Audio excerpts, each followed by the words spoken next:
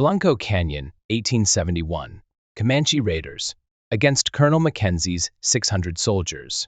7 men lay dead, their bodies riddled with arrows like porcupines.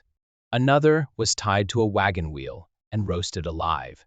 This was the aftermath of the Salt Creek Prairie Massacre in 1871, a turning point that would forever change America's policy toward the native tribes. How did a small band of Comanche warriors defeat 600 U.S. soldiers in the Texas wilderness? If you're fascinated by the untold stories that shaped America, hit subscribe on Histories and Native Tales now. The year 1871 marked a critical turning point in the relationship between the United States and the Native American tribes of the western frontier. In October of that year, Lieutenant Robert Carter and the 4th Cavalry received orders that would lead them into one of the most dangerous missions of the era. Hunting down the Comanche warriors who had been terrorizing the Texas frontier, the westward expansion of the United States was perfectly captured in John Gast's famous painting American Progress, which depicted American settlers pushing westward, backed by railroads, telegraph lines, and other symbols of American infrastructure. In this romanticized vision, Native Americans and buffalo were shown being pushed off their lands, a visual representation of the nation's manifest destiny ideology that was playing out in bloody reality across the frontier. President Ulysses S. Grant had implemented what he hoped would be a more humane approach to Native American relations. In a letter to General Sherman, Grant expressed his desire that government policies would help protect them from encroachment by whites. During his first inaugural address, Grant specifically mentioned his hope that Native peoples would become Christianized and civilized, terms that revealed the fundamental cultural arrogance underlying even the most well-intentioned policies. But what do you do with those who don't want your religion or your civilization? Asked one Army officer stationed on the frontier.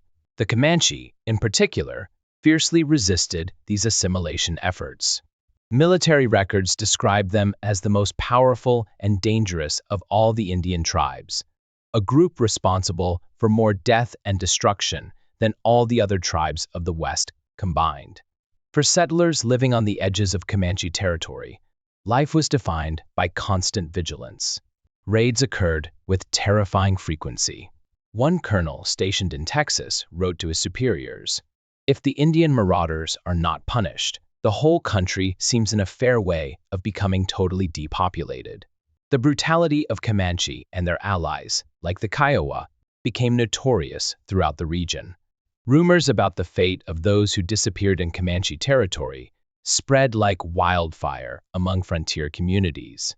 Parents used these stories to frighten children into obedience, warning them not to wander too far from home, lest they be taken by Comanche raiders. These weren't just frontier myths. The fears were validated by a significant increase in raids throughout 1870 and early 1871. On May 18, 1871, these fears materialized in a particularly horrific incident.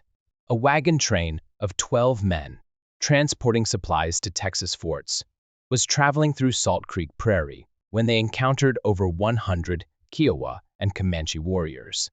5 teamsters managed to escape, while the warriors were preoccupied with looting the wagons. One of these survivors reached Fort Richardson and reported the attack. When soldiers arrived at the scene, Lieutenant Robert Carter documented what he found. There could be nothing more appalling, heart-rending, or sickening to the human senses than the spectacle of the Salt Creek Prairie Massacre. 7 men lay dead, their bodies so filled with arrows they resembled porcupines. Some had been decapitated, and evidence indicated that one man, who had fought back, was captured, strapped to a wagon wheel, and slowly roasted to death over a fire. In a twist of fate that would have significant consequences, General William Tecumseh Sherman and approximately 20 soldiers had met this same wagon train barely an hour before the attack. Had the timing been slightly different, Sherman himself might have been among the victims. This near miss had a profound effect on Sherman, who had previously been skeptical of settlers' claims about the frequency and brutality of raids. This is where we begin to see a shift in policy, noted one military historian. The damage being done on the frontier was too much to ignore, especially when it nearly claimed the life of one of the nation's top generals. The aftermath brought unexpected developments. At Fort Sill, a Kiowa chief named Satanta boldly claimed responsibility for the attack, admitting to killing the 7 men on the wagon train. This confession led to his arrest, along with several other chiefs. They were subsequently convicted of murder and imprisoned, marking the first time Native American leaders had been tried in a civilian court for attacks on settlers. General Sherman wasted no time in ordering decisive action. Actions must be taken to punish and pursue these murderers, he declared.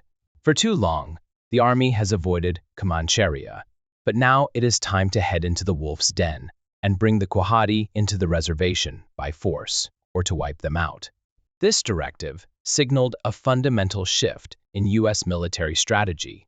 As one officer observed, now, in their deliberate penetration of the heartland, the Blue Coat leaders were signaling their intent not just to protect the frontier, but to destroy the raiders themselves, to find the wolves in the den and kill them. The stage was set for a military campaign that would forever change the Southern Plains. The mission to pursue the Quahadi Comanche would take the U.S. military into the High Plains, the last unconquered region of the country. And for good reason.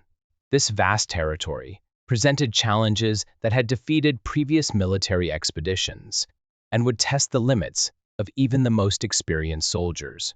Not only were the High Plains generally without timber and water, wrote Lieutenant Carter in his journal, they were also subject to one of the least hospitable climates in North America. Summer brought brutal heat and blowtorch winds, often exceeding 100 EF, that could destroy entire crops in days.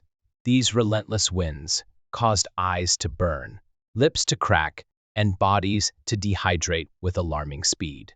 In fall and winter came the dreaded northers, sudden, gale-force winds from the north that could send temperatures plummeting by 40 degrees in a matter of hours.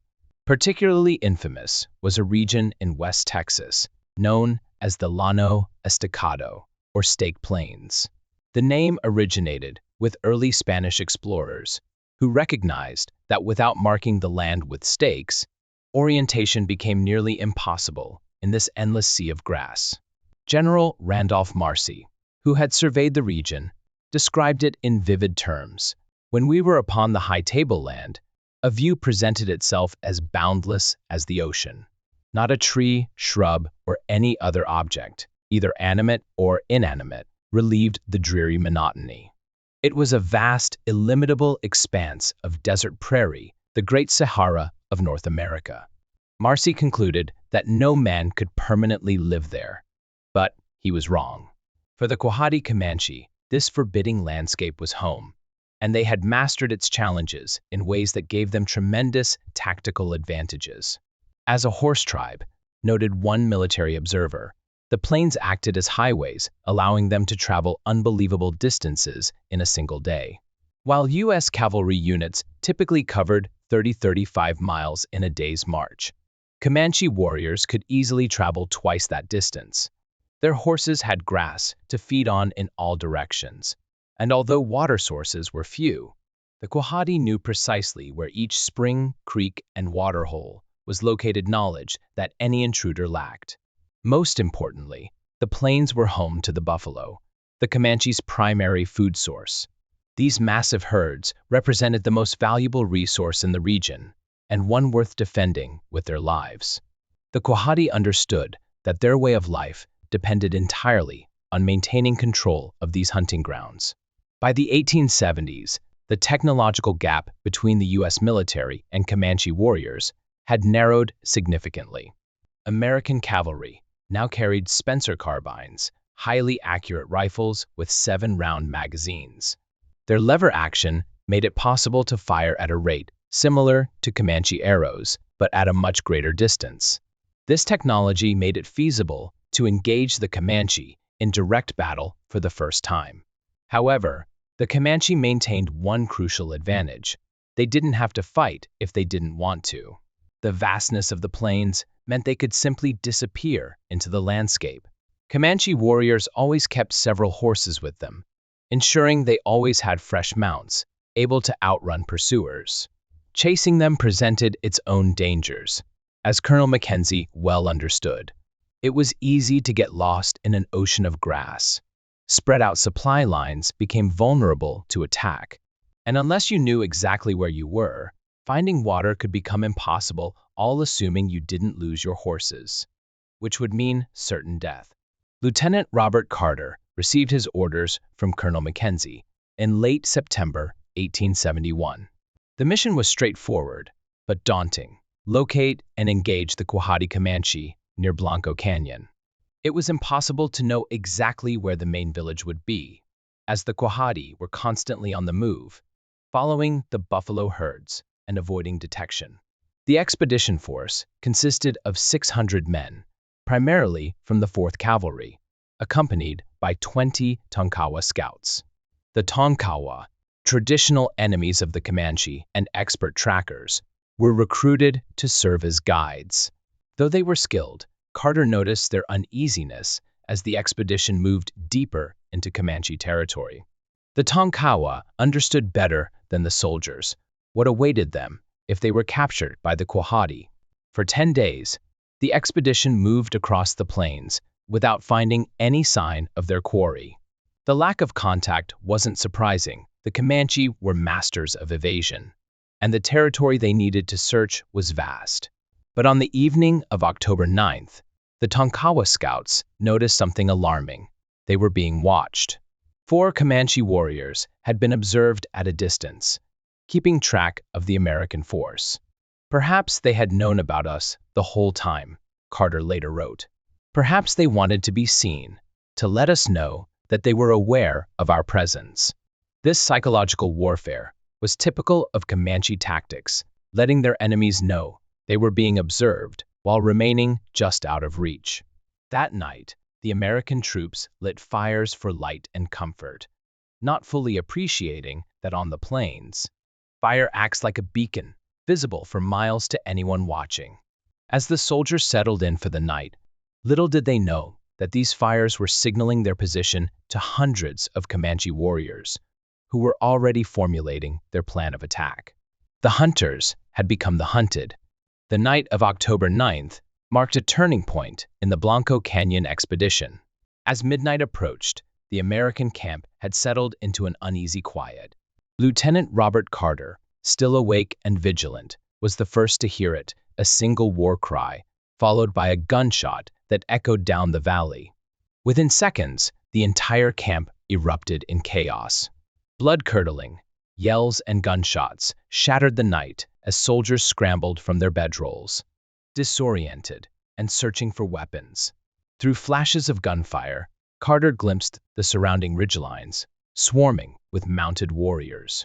Comanche raiders rode at full speed along the perimeter, shaking buffalo robes and ringing bells to create maximum confusion and terror. Officers shouted orders through the din as the true objective of the attack became clear. The Comanche weren't attempting to kill soldiers, they were targeting the expedition's horses. This was a strategic masterstroke. By stealing the cavalry's mounts, the Comanche could effectively neutralize the military threat without engaging in direct combat.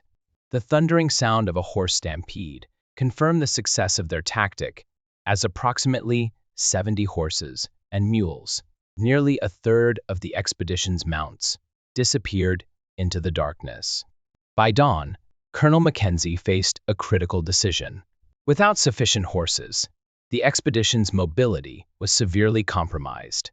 After a brief council with his officers, he ordered a small detachment to follow the trail of the stolen animals. Lieutenant Carter volunteered to join Captain Edward Hale's group, which included 5 experienced soldiers Carter had served with for years, including Private Kander Gregg, along with several newer recruits. The small force rode out, following the clear tracks left by the stolen herd. About 2 miles from the main camp, they crested a ridge and spotted a small group of Comanche warriors rounding up scattered horses. When the warriors noticed the soldiers, they immediately fled on horseback, a retreat that historians now recognize was a calculated move to separate the detachment from the main force. Carter, Hale, and approximately 10 other soldiers pursued the fleeing warriors. As they chased the Comanche down ravines and across an arroyo, they were being drawn deeper into unfamiliar territory. After ascending a small hill and continuing several hundred yards, Captain Hale suddenly realized their predicament. They had ridden directly into a trap. On the bluff before them appeared hundreds of Comanche warriors, their bodies and horses adorned with war paint. Many wore full war bonnets, signaling that this was no ordinary raiding party, but a major war band prepared for battle. Military historians estimate that the soldiers were outnumbered at least 20 to 1. Carter, drawing on his frontier experience, immediately ordered the men to form a skirmish line. Their only hope was to execute a fighting retreat back to the arroyo, using their Spencer carbines to keep the warriors at bay while the sound of gunfire would alert the main force to their predicament. The initial volleys from the Spencer rifles temporarily halted the Comanche advance. The repeating rifles' firepower represented the one advantage the soldiers held over their numerically superior enemy.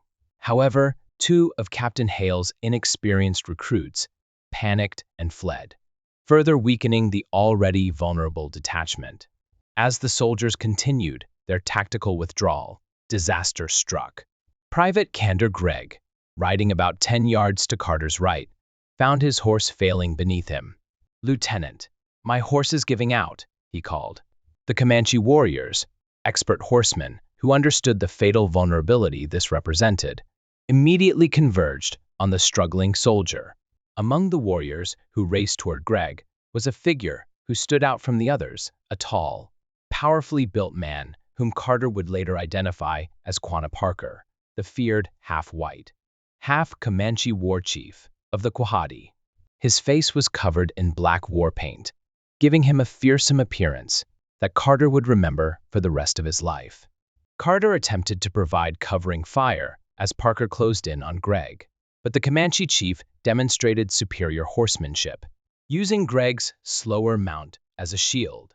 Despite Carter's shouted warning to draw his sidearm, Gregg reached for his weapon too late. Parker rode alongside the struggling soldier, placed his pistol against Gregg's head, and fired. Carter watched helplessly as his comrade fell dead from his horse. Military records would later refer to this as the second tragedy of Blanco Canyon, the first being the loss of their horses, and now the loss of a man. The situation grew increasingly desperate as the remaining soldiers continued their fighting retreat. Arrows rained down around them, and Comanche warriors pressed their advantage. Just as it seemed the small detachment would be overwhelmed, bugle calls echoed across the canyon. Colonel Mackenzie, having heard the sustained gunfire, was leading the main force to their rescue. The Comanche, seeing the approaching cavalry and having achieved their objectives, quickly disappeared into the landscape. The tactical brilliance of the Comanche approach was evident to military analysts who later studied the encounter. They had successfully reduced the expedition's mobility by stealing horses, demonstrated their control of the territory by leading a detachment into an ambush, inflicted casualties, and disappeared before suffering significant losses themselves. It exemplified the guerrilla warfare tactics that made the Comanche such formidable opponents. As Carter and the survivors rejoined the main force, the expedition's vulnerability became starkly apparent. They were operating in hostile territory against an enemy who understood the landscape intimately and could dictate the terms of engagement. The Blanco Canyon campaign had barely begun, and already the U.S. military was being taught a harsh lesson in the realities of frontier warfare. Quanah Parker and his warriors swiftly retreated when they spotted Mackenzie's reinforcements approaching. As Carter watched the Comanche disappear, he noticed what had prompted their withdrawal breaking. Over a distant hill were the Tonkawa scouts, screaming war cries as they rode to join the fight. Behind them rose a massive cloud of dust as the main force marched to their rescue. Carter realized the Comanche retreat had a deeper purpose. He had heard women's voices during the fight, suggesting the Quahadi village must be nearby. Parker needed to evacuate his people immediately if they were to escape the American forces. While warriors on fresh mounts could easily outpace the soldiers, moving an entire village with women, children, and possessions was far more challenging. With approximately 500 soldiers now at his disposal, Mackenzie ordered an immediate pursuit. The Americans chased the retreating Comanche westward toward the Cap Rock Escarpment, the natural barrier marking the edge of the high plains. As they approached, Carter observed Comanche women at the top of the steep bluff, screaming down at the soldiers, while marksmen covered the retreat of Quanah's force. Lieutenant Carter led a group of men up a narrow trail toward the plateau. As his horse took a sharp turn, his leg smashed against a protruding boulder with such force that it sounded like the crack of a pistol. The impact was so severe that Carter momentarily lost consciousness. When he came to, his men were giving him water, but the Quahadi had disappeared into the hills and ravines. Quanah had successfully escaped to warn the village. By 2:30 p.m., the Tonkawa scouts reported finding a clear trail that would lead to the Comanche village. Only then did Carter attend to his injured leg, which had swollen so severely that his boots had to be cut off. The examination revealed his leg was black and blue, covered with clotted blood from multiple lacerations. Though not broken, the doctor splinted it as a precaution. As the medical examination concluded, trumpeters sounded the call to prepare for immediate departure. Mackenzie, hearing of Carter's condition, summoned him and offered him the opportunity to return to the fort with other soldiers whose mounts had been stolen. Despite being demoralized and exhausted, Carter refused to leave the expedition, remembering Private Gregg's sacrifice.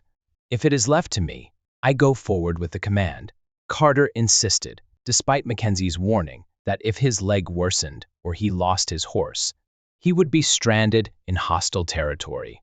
After several days of pursuit, the expedition finally discovered the remains of a large Comanche village along the Brazos River.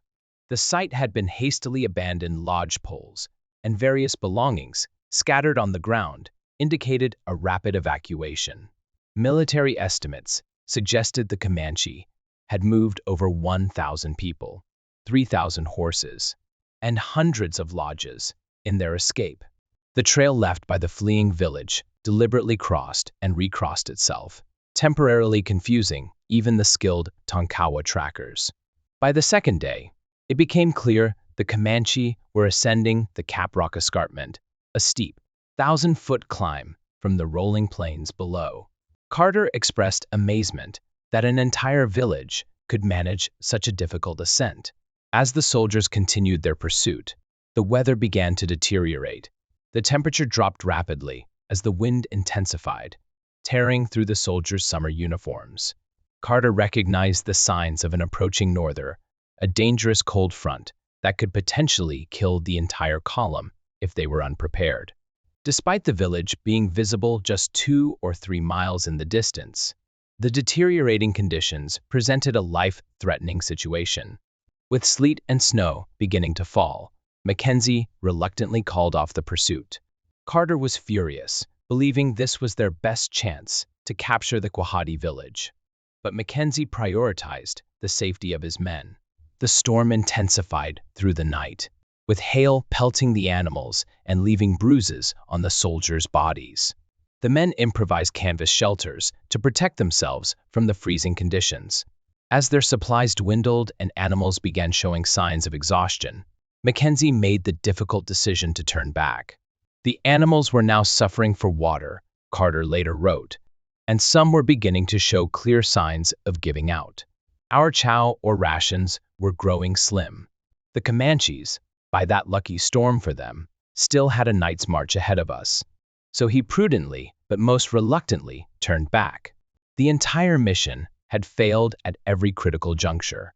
The Comanche consistently stayed one step ahead, and when the Americans finally closed the gap, Nature itself intervened to prevent their victory. During the return journey to Blanco Canyon, Mackenzie's frustration became evident when he recklessly rushed to the front during an encounter with two Comanche stragglers, taking an arrow to the leg before the warriors were overwhelmed. Despite this failure, the Blanco Canyon expedition marked a significant shift in U.S. military policy. As historian S.C. Gwynn noted, previous military expeditions had violated Comanche's borders and had introduced the Indians to the idea that their home ranges were no longer completely safe, but they had done nothing to change the basic balance of power. Now, in their deliberate penetration of the heartland, the Blue Coat leaders were signaling their intent, not just to protect the frontier, but to destroy the raiders themselves. The Comanche strength, which had reigned supreme for decades, was beginning to wane. Their population was small, and they were increasingly outgunned. Within 4 years, they would be forced onto reservations, with Colonel Mackenzie leading that final campaign. For his extraordinary courage during the strategic retreat at Blanco Canyon, Lieutenant Carter would later receive the Congressional Medal of Honor. The clash at Blanco Canyon reveals how the most powerful military in the world struggled against warriors who mastered their environment and adapted their tactics accordingly. The American frontier was won not through decisive battles, but through a series of brutal, complex encounters that tested the limits of human endurance on both sides. If you've been captivated by this forgotten chapter of American history, subscribe to Histories and Native Tales for more compelling stories that reveal the complex truth behind the making of America. Our channel brings you meticulously researched accounts of pivotal moments that textbooks often overlook,